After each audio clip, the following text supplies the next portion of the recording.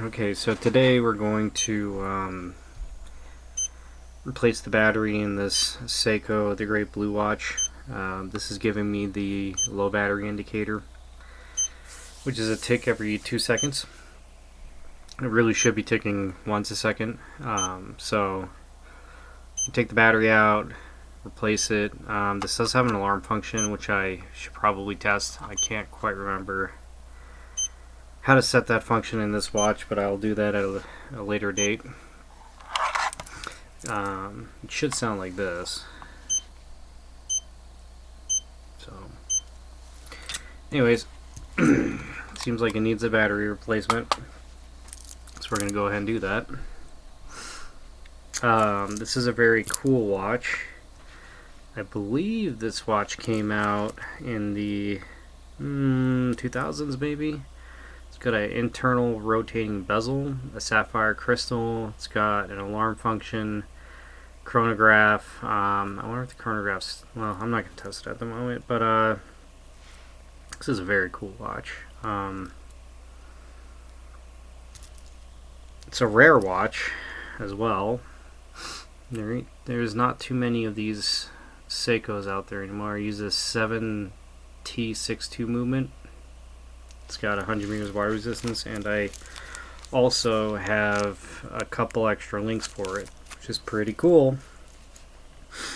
So let's go ahead and get the battery replaced in this one. Should be quick and simple. What is this one? Is it not? Yeah. Gotta do both sides, it seems.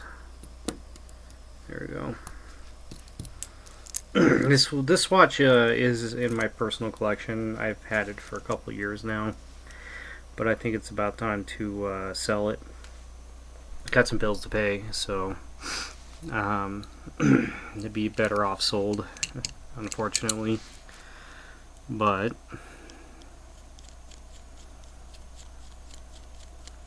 I've taken this case back off before. I think this is either the second or third time I've had to replace the battery in this watch. So, this ain't my first rodeo. I've done a few Seikos in my time. Yeah, this should be quick and easy. Oop, maybe not.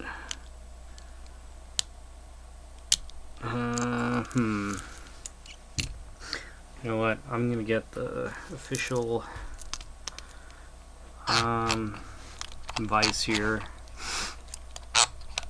I'm gonna have to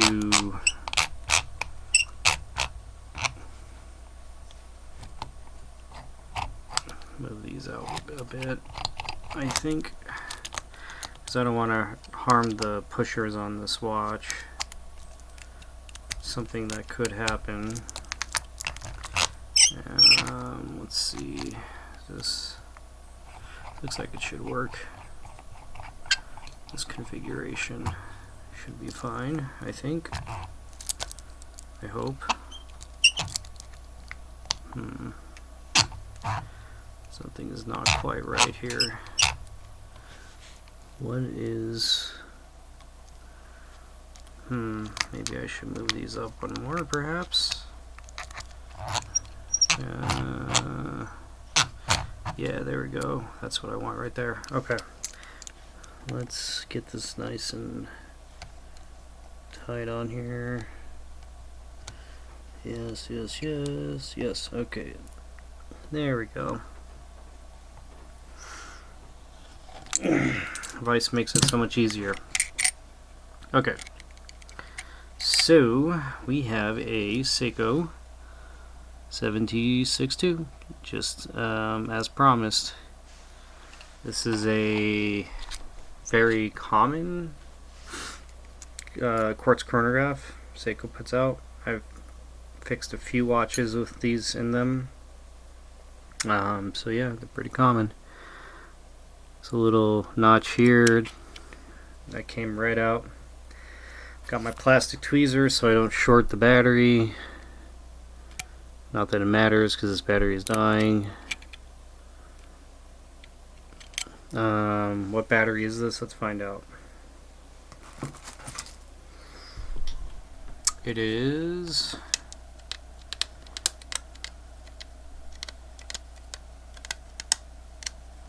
looks like it's a 395399.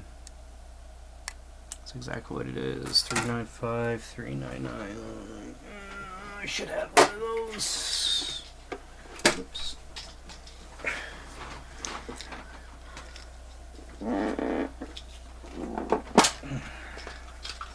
Three nine five 399. It's not in there.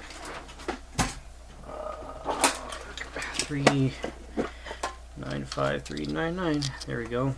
That's what I need right there. Okay. Let's get this guy out. Should go in pretty simple, just like the last one.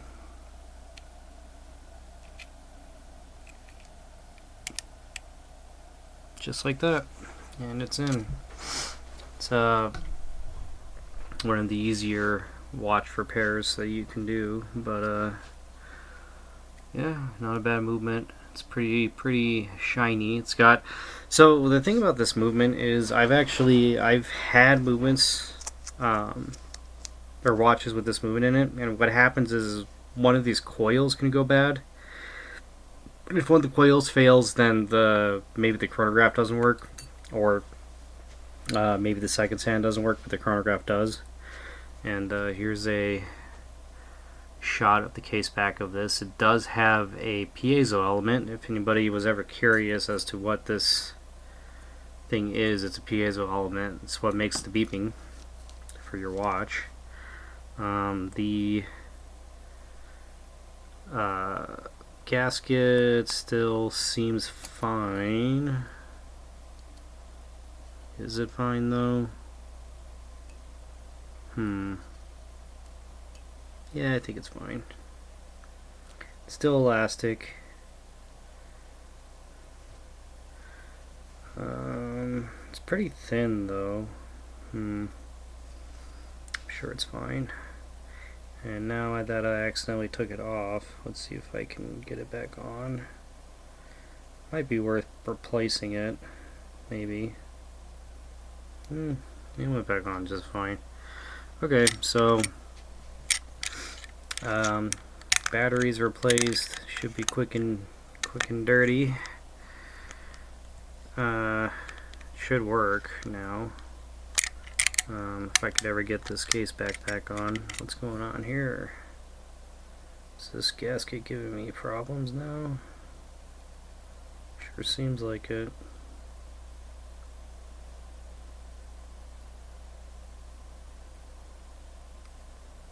Okay, let's try this again.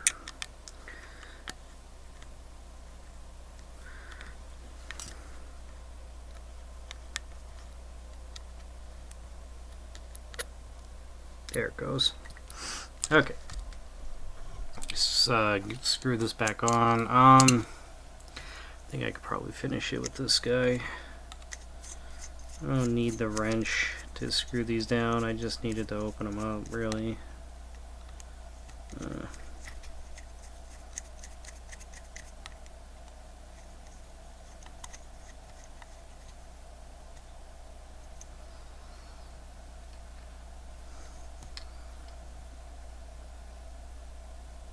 Alright, that should be good enough. Let's see if it runs. I probably should have checked if it was running. No longer giving me the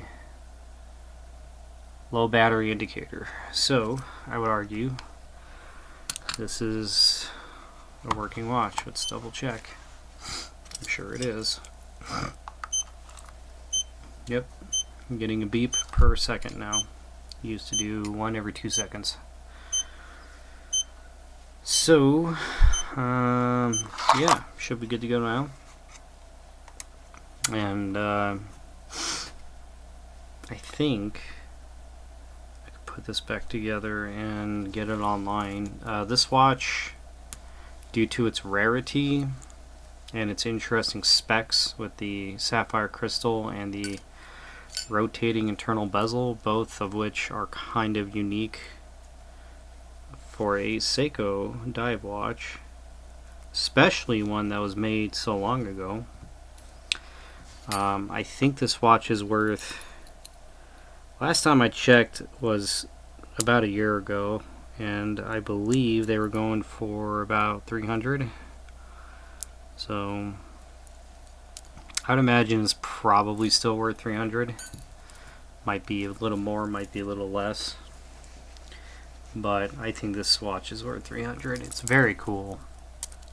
The only problem I have with this watch is the bezel is extremely loose. Like, you barely knock into this thing that's gonna rotate.